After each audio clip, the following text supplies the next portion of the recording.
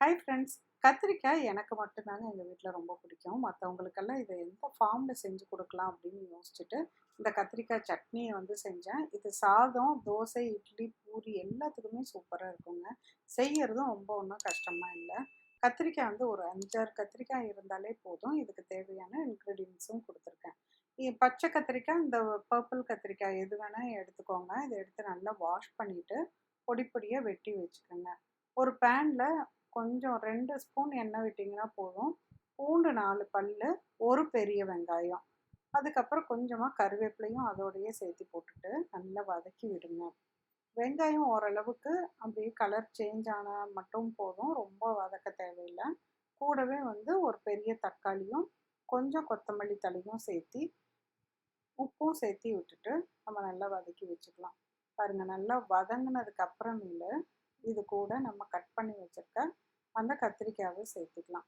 இப்போ தக்காளி பாருங்கள் நல்லா குழஞ்சு வதங்கிருச்சு. இப்போ இது கூட மஞ்சத்தூள், மிளகாத்தூள், கொஞ்சமாக சீரகத்தூள், இது மட்டும்தாங்க. அவ்வளோதான். நம்ம காரத்துக்கு தகுந்த மாதிரி போட்டால் போதும்.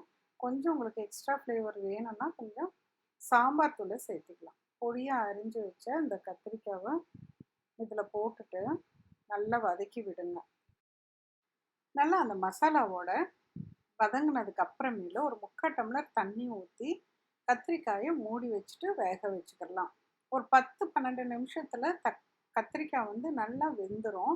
இடையில ஒரு தடவை நான் கிளறி விட்டேன்.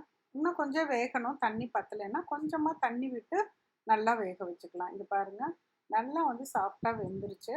இப்போ இது ஆறுனதுக்கப்புறம் நம்ம கொஞ்சம் 1-2 மிக்சியில் ஜாரில் போட்டுட்டு அரைச்சி எடுத்து யூஸ் பண்ணிக்கலாம். இந்த மாதிரி ஹேண்ட் பிளெண்டர் இருந்தால் அப்படியே அந்த பேனோடையே சேர்த்து வச்சு பிளெண்ட் பண்ணிவிட்டு எடுத்துக்கலாம்.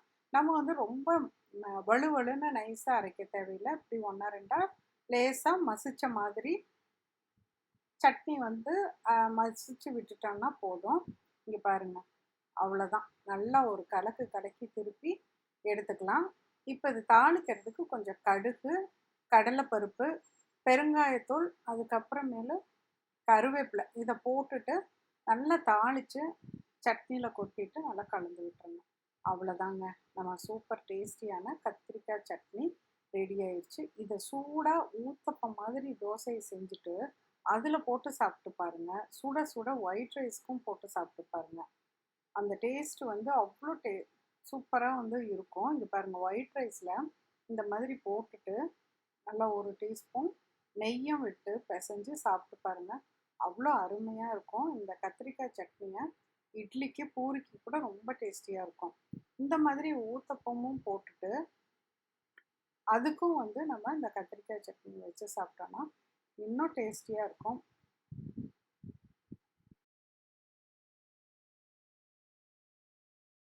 செஞ்சு சாப்பிட்டு பார்த்துட்டு உங்கள் கமெண்ட்ஸை சொல்லுங்கள். மீண்டும் ஒரு புதிய ரெசிபியோடு உங்களை சீக்கிரம் மீட் பண்ணுறேன். தேங்க்யூ.